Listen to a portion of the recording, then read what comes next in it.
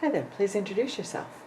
Hi, my name is Jennifer Anton. I'm an ESE teacher here at awesome Osceola Elementary School in Volusia County, Florida. Would you please describe the implementation of PBIS at your school? Yes, at the beginning of the school year, we had a team that created lessons and came up with the interventions that we were going to use school-wide across our campus. And the first week of school, we hit the ground running by teaching all the students the 4 expectations across our campus, which are be safe, be responsible, be respectful, and be cooperative. We also had the teachers take their students to different locations around the school to teach them how to implement those expectations across the school. Along with that, we implemented something that's called Awesome Bucks, and they're green slips of paper that can be given to students across campus. They don't necessarily have to be students within your classroom. And we find students that are doing one of the expectations, and then we can write their name on the Awesome Buck. We circle the expectations we see them doing, and they get turned in, and once a week they get drawn for a prize.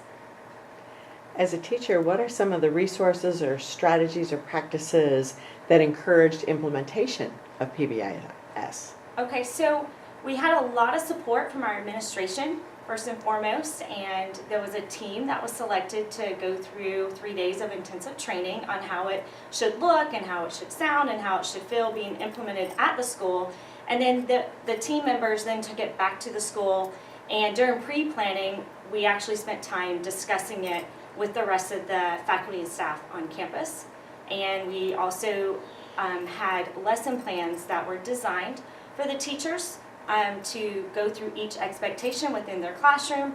We outlined how it should look throughout that first week of school. There was a bus that was brought in, and the students actually got to go and experience getting on the bus to follow the expectations. Other ways that supported this initiative was we were also given chance training here at school, and classroom teachers as well as across the school, we started champing out the behavioral expectations, whether it's in the hallways, whether it's in the cafeteria, whether it's at the bus loop. Those expectations have been champed out. I would say within my classroom, probably what has been the most visual, results of all of this being implemented school-wide is that we have a universal language across our school campus. So we have the Give Me 5 signal to call attention to our students. We have the 4 expectations that all the students have been taught from the beginning of the year, and we have the Awesome Bucks. So school-wide, we have Tier 1 level supports that are being implemented in the classroom. So for me, when I have students come to my classroom from the Gen Ed classrooms, I'm able to implement them there, and they've already been taught those procedures, and it just continues to add on from there. What are you noticing as far as student results? Well, our students' results have been amazing, or I should say awesome, since we're at Awesome Osceola. Our referrals for students with disabilities have decreased by 5% this year.